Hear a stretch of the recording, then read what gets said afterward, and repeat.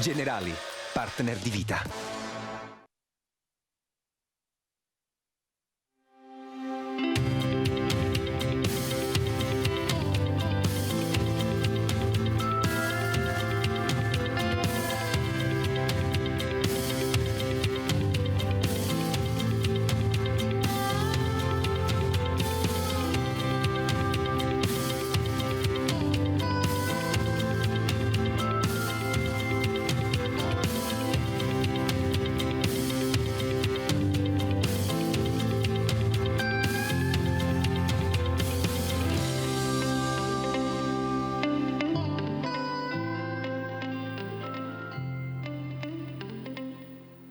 Not too much to ask, non è chiedere troppo, no es pedir demasiado.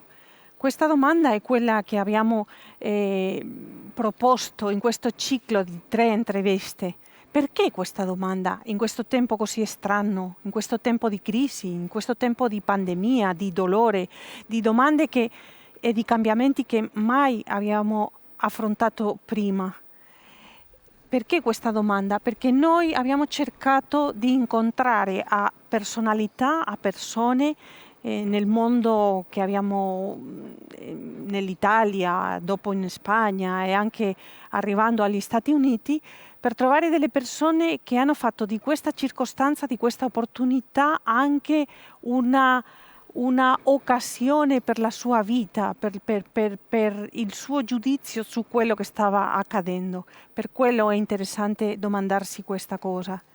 Il titolo parte di un verso di Bob Dylan, della sua canzone Floater, che racconta la storia di un vagabondo che alla fine della sua vita è interrogato da un amico, da un altro personaggio che le dice: ma non è troppo chiedere questo? E lui dice no, non è troppo. In questo senso la terza intervista è un po' particolare rispetto alle 2 prime, perché ci sono due personaggi molto noti negli Stati Uniti. Uno è professore a Harvard, Cornel West, afroamericano, e un altro, Robert George, è professore a Princeton. Loro, da posizioni diverse, da un pensiero anche diverso tra di loro, mostrano una impossibile amicizia tra di loro, bellissima. Anche in una parte dell'intervista cantano insieme. Loro si riconoscono perché capiscono che hanno una luce interiore, un fuoco che arde dentro di loro, che non è suo, che è oggettivo, ma che gli permette di entrare in conversazione. Da questo e da tante altre cose parla questa intervista, fatta possibile grazie a José Medina e tutto il suo team. Buon ascolto.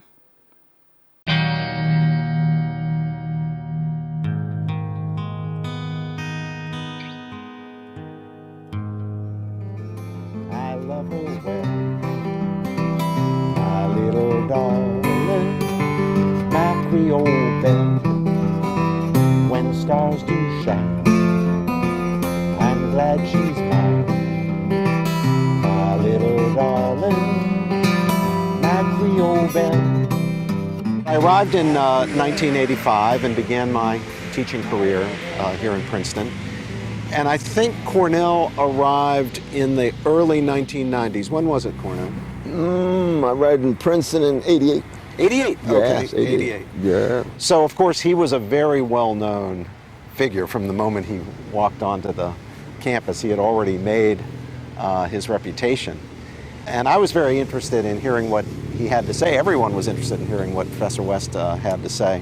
I always appreciated what he was saying. I would often disagree with the conclusions he was drawing, but I always felt he was the guy who was putting his finger on exactly the right question. In intellectual life, 99% of the problem is getting to the right question. Most of the time we don't get there, so we end up wasting a lot of time and breath and energy. But Cornel could always put his finger on the right question, and I admired that. So we would occasionally engage with each other across the seminar table. I believe once or twice we got together for lunch in the 1990s, but that's not when we really got acquainted. That was later.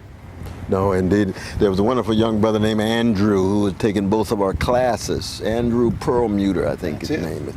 He'd founded a new magazine called Green Light. It was that next to last paragraph of F. Scott Fitzgerald's great classic, The Great Gatsby. Gatsby believed in the green light. And this magazine was going to be an example of what it means to really take intellectual life seriously at Princeton. And he asked me, he said, we want to have dialogue between professors, and we want to start with you. Who would you like to interview? I said, oh, I'd love to talk to Brother Robbie, even though I don't know him. I said, Robert George. He said, oh, that's fine. So he goes to talk to Robbie, and Robbie says, sure, I'd love to be in dialogue. And we had the most magnificent conversation for the magazine in the original issue, the first issue, the inaugural issue. And then after, we walked to Brother Robbie's car, and we talked another 2 hours or so. About 45 minutes, Robbie's got his hand right there on the door. And we were still going at Plato and Aristotle, whatever it was, Kant, Aquinas, Kierkegaard, whoever it was, we just going at it. And so it was then we decided that we had to teach together. And thank God Shirley Tillman decided to have freshman seminars and was really encouraging professors to teach together. But that's what I love about Brother Robbie. See, Robbie, he bears witness first by saying what he means and means what he says. That's already a breakthrough in this culture. You got so many people saying things they don't believe. They pose and posture in order to wear a mask in order to pursue their careers and opportunities. That's spiritual emptiness. That's moral vacuity. You can never believe what they say. Brother Robbie, whether he's right or wrong, he goes come from the heart and so. And so often we agree at that deep level. There's no doubt about it. He wants to fight poverty. He has his ways of doing it. I want to fight poverty. I have my ways of doing it. He wants to keep track of the humanity of persons by means of their sanctity and dignity. He has his wonderful ways to do it. I have my ways. So we have so much in common because he's got an integrity, really. And that's a beautiful thing. Well, he's described himself. He says describing me, but I mean, this is one of the things I love and admire about my brother. He means what he says and says what he means. There's no posturing. He doesn't have a brand, right? People say, what's your brand? Well, I don't know what the Cornel West brand is, because sometimes what he has to say is going to offend this crowd, and sometimes it's going to offend that crowd, and sometimes it's going to offend the other crowd. Before it's over, he's got them all offended. Oh, yeah.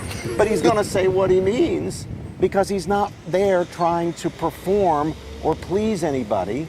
He's not there to try to get applause. He's there to tell the truth. And my goodness, I resonate to that. And I want to be like that. I try to emulate that. I mean, he's a good role model. He may be wrong about some things, but he's a great and role I am model wrong when it about comes some to things. I just haven't discovered exactly what they are. I have to tell you a funny story. So a couple of years ago, Cornel and I were invited to do a dialogue address the freshman parents orientation day. So the new students were here with their moms and dads. We were in a big auditorium, it seats about 500.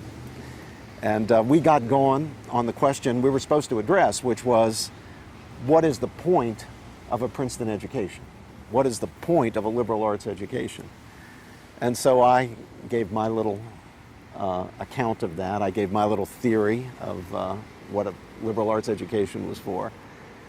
And when I finished, Cornel began, and he simply said, "You have come to Princeton to learn how to die."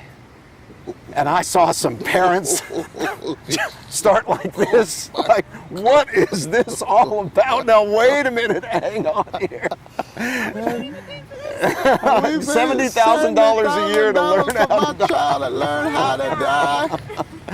So Cornel gave it with an actor's sense. You know, he is actually an actor. He's been in movies. With an actor's sense of timing, he gave it a moment, and then he explained, "You're here to learn how to die so that you will learn how to live.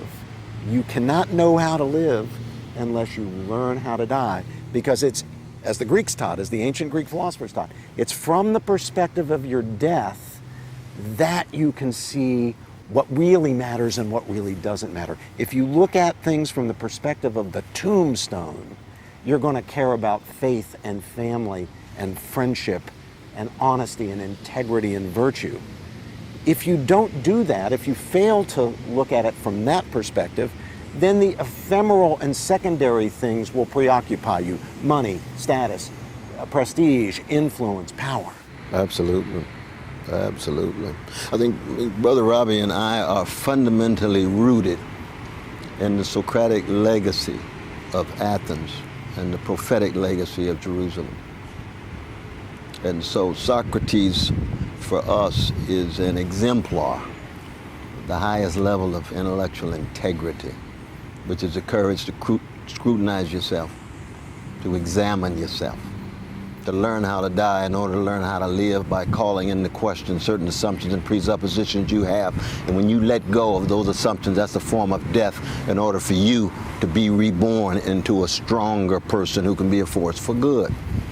Now, of course, Socrates never sheds a tear, he never cries, so something's wrong with him.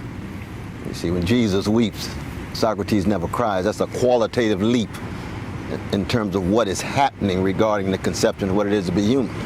Because somebody who's never shed a tear has never really loved a person. So Socrates exemplifies intellectual integrity, but he doesn't open himself up to be vulnerable. And you can't love without being vulnerable. It's like Hamlet, suffering from the inability to love, given all those wonderful 8 soliloquies. Well, see, Jesus weeps the way Jeremiah does, so he's got a deep love, a willingness to sacrifice, to donate himself, empty himself, give himself, sacrifice himself. But Robbie and I, we riding both at the same time, so we don't give up on Socrates just because he's not shedding a tear. No, he's still exemplary, but he falls short. But then with Jesus, you get the culmination of it all, in terms of the embrace of that love of truth, and that love of beauty, and that love of goodness, and the love of God. Well, I think the foundation of the bond between us that makes it so special, more than a friendship, as Cornel rightly said, is the bond of truth-seeking. We both caught that bug, maybe we'd call it a fever, a desire for the truth early in our lives. And it has been like what Socrates calls the daimon. It's there pushing us, always there prodding us. The first big breakthrough in my intellectual life was reading Plato, specifically the dialogue Gorgias, when I was an undergraduate. Transformative. I felt as though Plato had turned on a powerful light in a dark room. I didn't realize the room was dark. I thought I was seeing everything just fine. Exactly. And then I read Gorgias, Exactly. and suddenly I see things in an entirely different light, and understand for the first time that I'd been focusing on some of the wrong things. I'd been paying attention to what was secondary and derivative and merely instrumentally useful, and not paying attention to what was fundamental and intrinsically valuable, like the pursuit of knowledge, like true friendship and brotherhood, like beauty, like faith, these kinds of things. Then, of course, like Cornel, I had wonderful teachers. I mean, I owe my teachers everything. I mean, the meager way I try to repay the people who transformed my life as teachers is to try to do for my students something roughly approaching what they did for me. I can never actually reach it, but I try. When I was an undergraduate at Swarthmore College, the professor who had the most important role in my life was a person named James Kurth.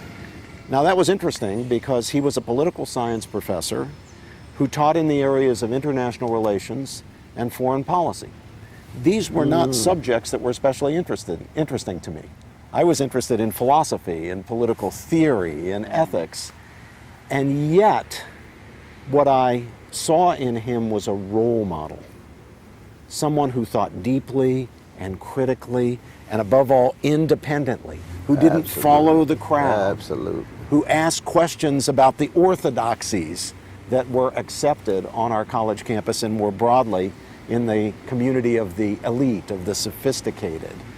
And that was exhilarating to see, and it was inspiring.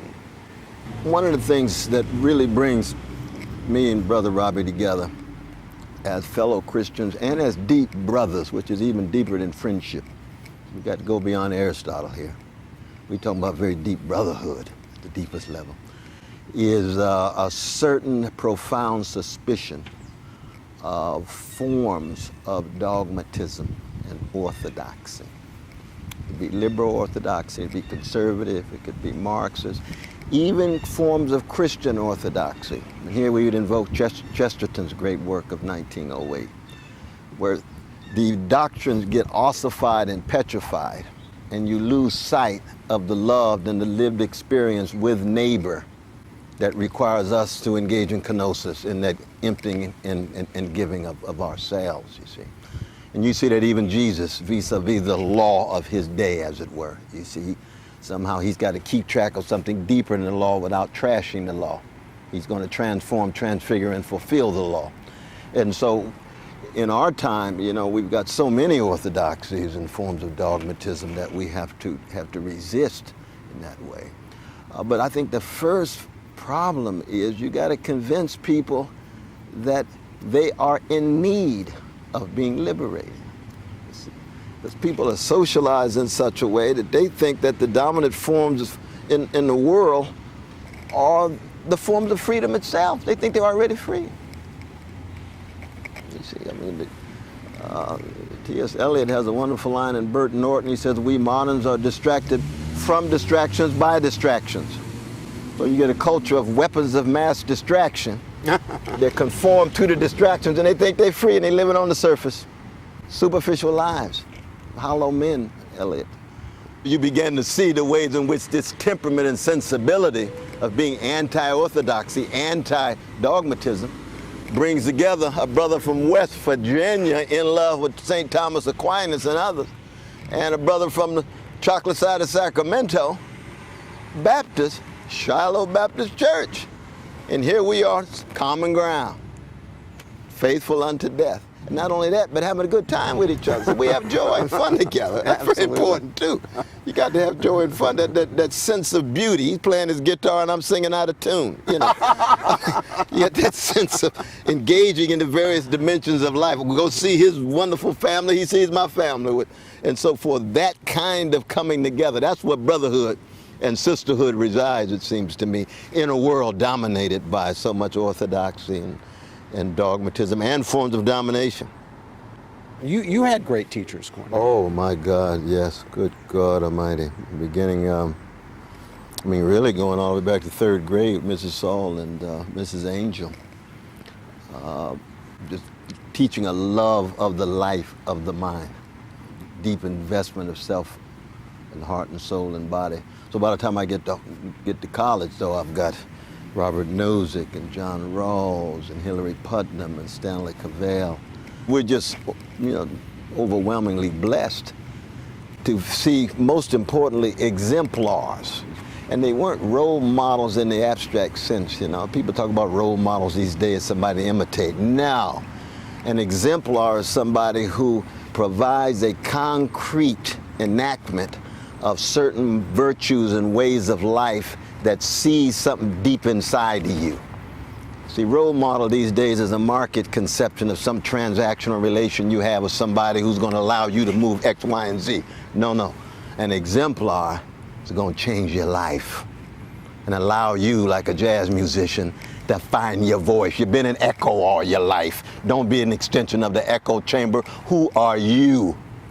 Monk used to say, play yourself. That's what he told Coltrane. That's what he was told. Learn how to play yourself. Quit imitating these other jazz musicians. Well, so it is. That's what Robbie and I do to our students. We want you to find your voice. Your voice is like your fingerprint. Nobody like you. Nobody has your voice but you. Quit imitating. Quit being a copy. Quit being a simulacra. Quit being a semblance. Who are you? People might look and say, I don't really know. Join the club. Because we all in process. Play your guitar, brother. Play your guitar, brother. I was blessed to co-write a song with a genius and funk master named Bootsy Collins. It just came out a couple of months ago. It's called Stars. And we have a line that says, stars don't have a name, they just shine. And what Brother Robbie was talking about with deep insight is so crucial, because when you have a fire inside of you, grounded in a calling that's bigger than you, then you want to be a star, but not a star in the market culture of applause and name and fame.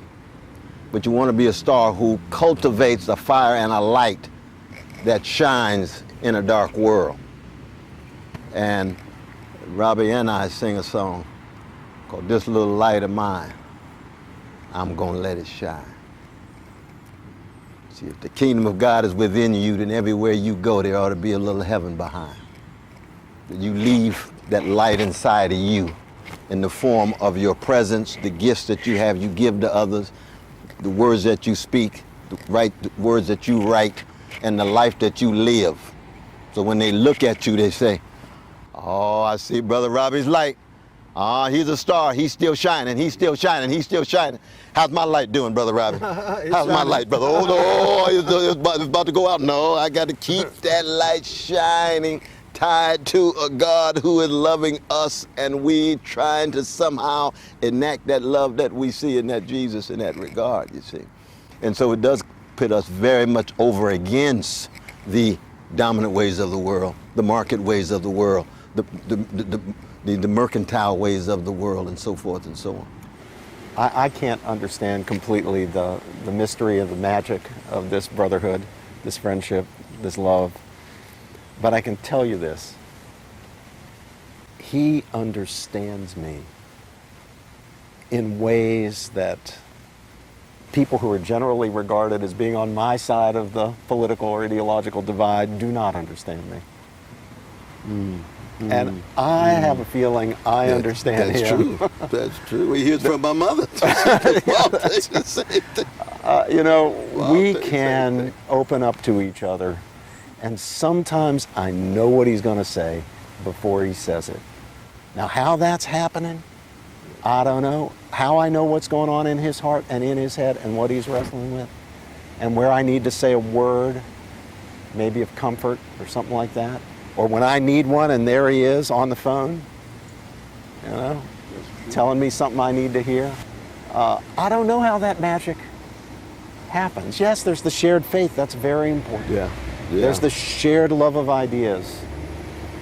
There's the shared concern about issues, whether they're profound and perennial issues, what is the nature of justice, what is the nature of truth, or the particular issues, what do we do now in the wake of the George Floyd murder and the uprisings and so forth. We share these things, but there's a depth of understanding of each other, and I don't know what to say beyond that. I can't really put my finger on it, but it's there. I know him. He knows me. That's very, very true. There's nothing I can't share with him. There's nothing that I fear that I would be making myself vulnerable or putting myself at risk if I shared this thought or idea or fact about myself or something that happened with him. There's a trust, and I know Absolutely. he trusts me in the same way. Oh, absolutely. Absolutely. That's incredibly rare. Yeah, it's rare in my own life. And to use just a small minor incident, when I get arrested in various places based on the same Christian vocation, my brother's the first one to call to pay the bail. And I got a lot of left-wing comrades. Oh, I got a lot of left-wing comrades, got nice analysis, so clear and so courageous on television. When I get the phone call for this brother, I know it's for real, you see? And that's just at that deep level of just human communion, connection, and so forth and so on, you see. And that's just what it is to be brothers, I think, in that way. I'll tell you a funny story about that. So back in 2016, I was elected chairman of the U.S. Commission on International Religious Freedom, working on trying to shape U.S. foreign policy in a way that would help the cause of persecuted people of all faiths. Whether we're talking about Rohingya Muslims in Myanmar, or we're talking about Tibetan Buddhists in China, or we're talking about Christians in Vietnam or North Korea. And so I was going to be sworn in by Chief Justice Roberts at the Supreme Court of the United States. And the first thing that came to my mind was, well, I want my brother Cornel to hold the Bible for me when I'm sworn in. And then the second thought I had is I want to be sworn in on an important Bible. Now, all Bibles are important. If it's the Bible, it's important.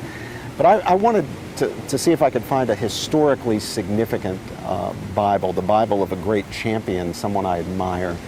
And so I thought, I'm sure Harriet Tubman must have had a Bible. So I got in touch with the Harriet Tubman House in New York, Auburn, New York, on the Underground Railroad.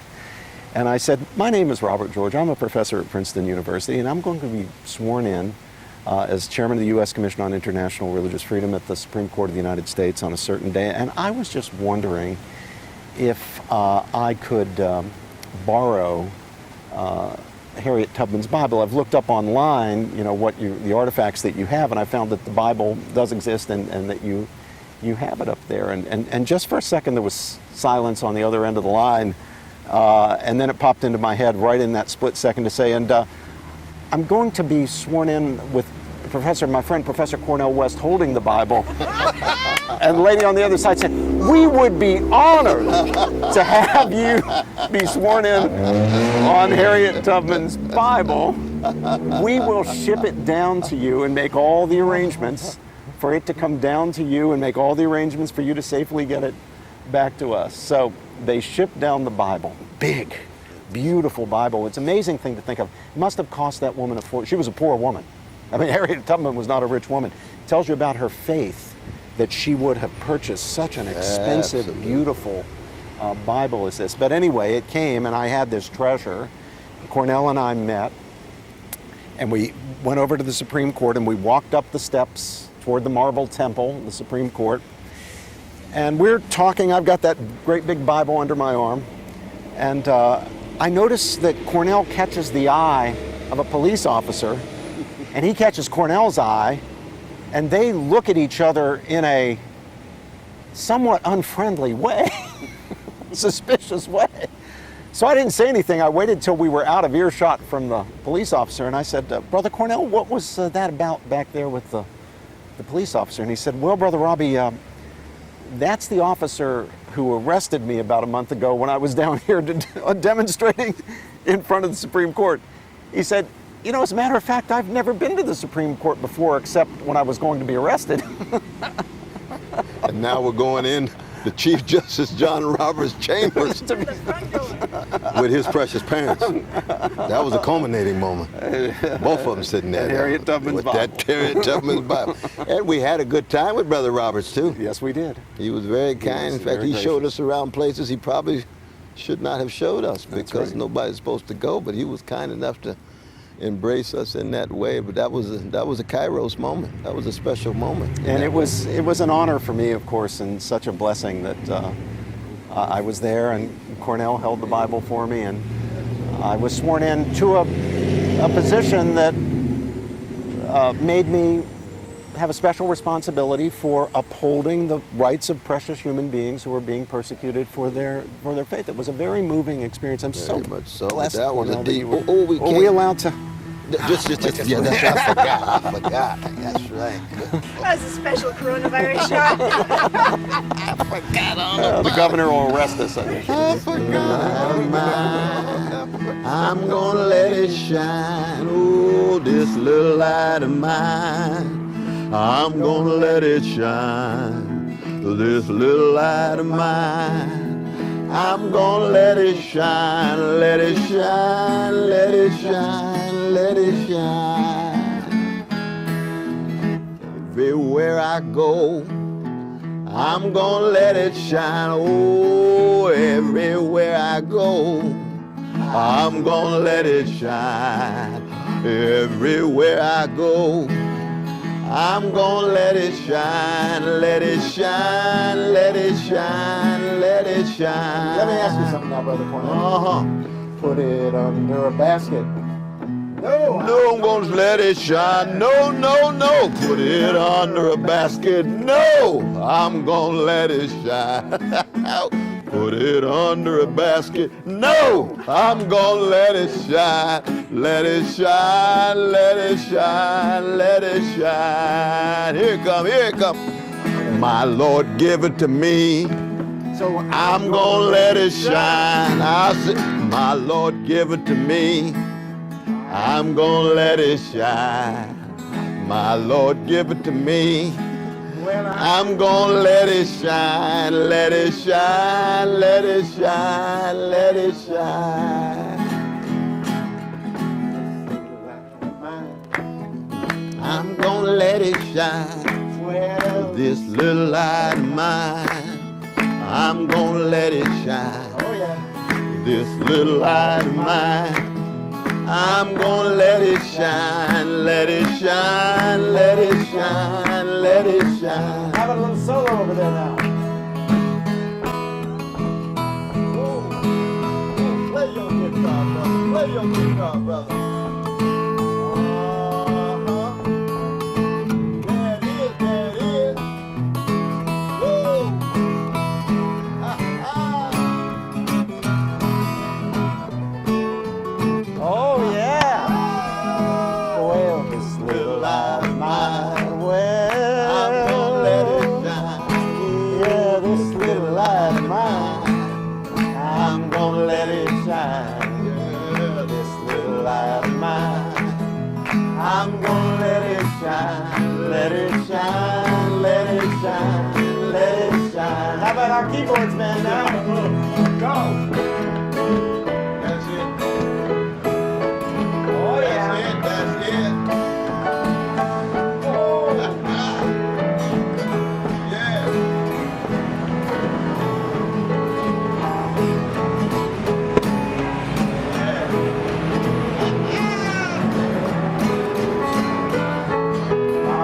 Little light of mine, I'm gonna let it shine. Oh, this little light of mine, I'm gonna let it shine. This little light of mine, I'm gonna let it shine. Let it shine, let it shine, let it shine.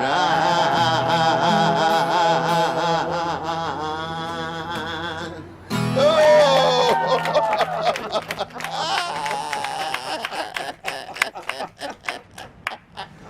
Well done. Woo! You have used the word profit multiple times in this conversation.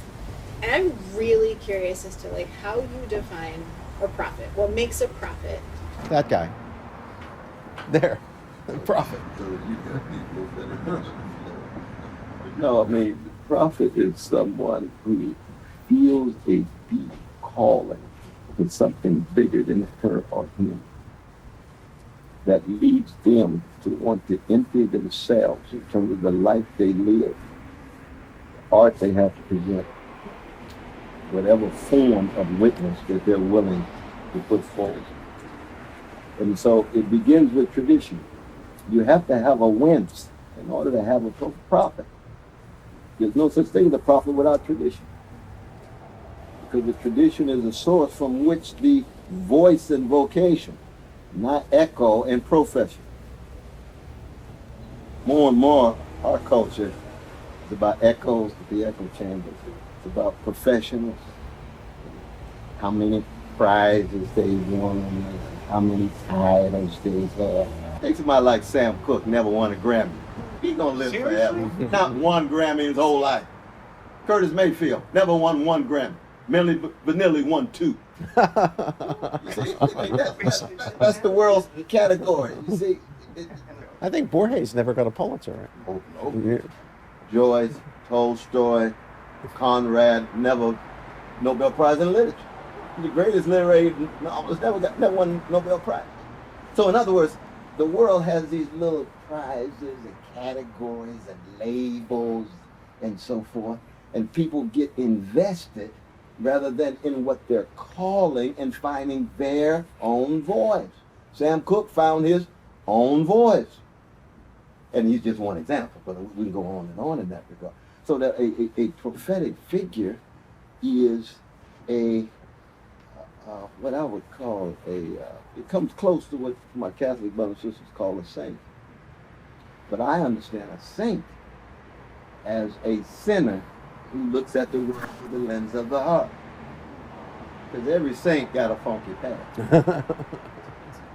Just like every sinner could have a magnificent future. But the saint is true to the calling that connects heart, mind, soul to the best of their tradition with a hypersensitivity to the suffering of others and a willingness to pay the ultimate cost, to live and die for that cause. And it comes in all forms, I think, in all folks. Prophets sometimes can see the future, but that's not what makes them prophets. The reason they can sometimes see the future is that they understand the past.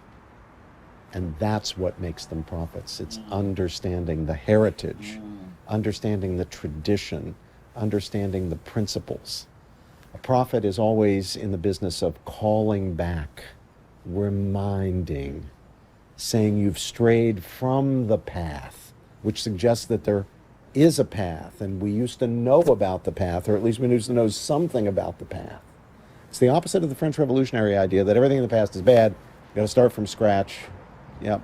No, the prophet, whether it's the prophets of the Bible, or it's the prophetic figures like Lincoln, Frederick Douglass, Harriet Tubman, Alexander Solzhenitsyn, Martin Luther King, Abraham Joshua Heschel. The prophets understand what the sound principles were that we used to understand, even if we didn't live up to them, and are calling us to live up to them. We began with the green light. Yeah. Scott, he went to Princeton and booted out with him. But he was one of the great literary U.S. prophets, because he could see that in America, without the Socratic legacy of Athens and prophetic legacy of Jerusalem, was simply a land that fetishized the future. Obsessed with tomorrow. That is America. John Dewey defined American pragmatism as the only philosophical tradition in the West that ascribes futurity metaphysical status. That's why pragmatism is only about effects and consequences. It's not about grounds or beginnings, where it comes from. I think this is 100% correct. Capitalism can and has lifted, millions of people out of poverty. Absolutely. But a pure market system that is not constrained and shaped by virtues, by moral norms, by understandings that the market can't give, and actually government can't give, that only families, institutions of civil society, families assisted by churches and other religious organizations can give. In the absence of virtue, it simply won't work. It becomes self-destructive. It creates injustice. But then beyond that, Brother Robbie's point is, then, how do you sustain the best kind of social experiments, which have been democratic experiments? And without having the spiritual and moral stuff that's required for human beings to become citizens, not consumers, not spectators, and so forth. Citizens who are ruling themselves, who govern themselves. It's a tremendous, tremendous project, you see. And you need all the weaponry that you can get. And we're living in a world now where these democratic experiments are slowly coming to an end. The neo-fascisms in the form of hatred, in the form of the rule of big money and big military and so forth, are becoming more and more popular because people are looking for order. They're feeling as if there's no security, there's no grounds of any kind of stability, you see. And so, part of our challenge these days is to be true to the best of our spiritual and moral heritage. It must be the primacy of the spiritual and the moral that then allows us to engage in relations with others with strong public life. And then we're back to possibilities of democracy. Public life, public conversation, public schools and so forth and so on. The various ways in which what connects us can bring out the best in us, knowing that the worst in us is always already there. Reinhold Niebuhr used to say democracy is a proximate solution to insoluble problems. Because you're never going to do away with fear, anxiety, insecurity in the human condition, ever. Well, I'm going down the road now. Take my rider by my side. Going down the road now. Hey, take my rider by my side.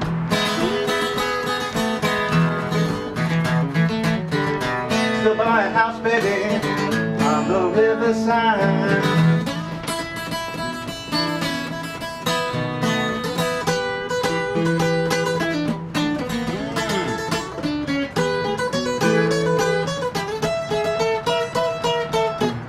Blues is a personal narrative of a catastrophe lyrically expressed.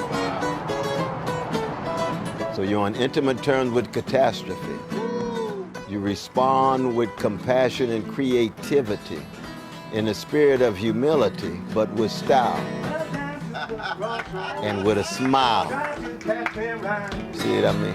That's good, that's good. I went down to the crossroads, baby. Tried to catch a ride. So B.B. King would sit on his chair and say, nobody loves me but my mama, and she might be driving too. See, that's catastrophe. That's like Antigone in Sophocles' classic, right? Antigone got everything against her, and he's dependent on his mama. Mama might be driving, but he's playing with Lucille, with Robert Johnson and the others, the tradition coming through him. And he's got style. And style is not external. It's a soul wrestling that he does that allows him to give as a gift to all of us as human beings. And that's what Coltrane's talking about, really. The blues at its highest level is a love supreme that is almighty in face of a world with a whole lot of hatred that's mighty. And you're gonna have to have that connection to make it through that dark and grim. That's what when we're talking about Dylan, you know, Robert Zimmerman out of Minnesota. Blues man to the core, all that catastrophe he's working with in his own life and his sensitivity for the suffering of others. Here's the gift. One of the things the blues should teach us is that we should never be surprised by evil, whatever form it takes. And you should never be paralyzed by despair. He who should never despair that never lived. Despair is inescapable, unavoidable, and it's a brook of fire that one must walk through in life. So the question becomes, how do you fortify yourself to deal with what is coming your way? Now, part of the question in America is Americans view themselves as innocent, so they figure catastrophe is alien to them. No, catastrophe is on its way to your house. Your mama gonna die. Your friend gonna betray you. You got white supremacy, the male supremacy is gonna come at you. You know, you're gonna have to deal with poverty of some sort. Material, psychic, spiritual, whatever. It's on its way to your house. And now that the whole world has the blues, it's almost as if you become a blues person, which means you become a wounded healer and lover, or you become a wounded hater and trasher. That's the fork in the road of everybody's life. Everybody got wounds. What you gonna do with them? You gonna be a wounded lover and helper and healer, or you gonna be a wounded hater, trasher, and reinforce more wounds in the world? I don't know the words. Hallelujah. You had to run, y'all.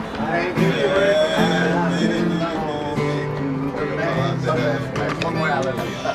Hallelujah. Hallelujah. Finally done here. Hallelujah. I belong to the band. I don't know the words. Something like what?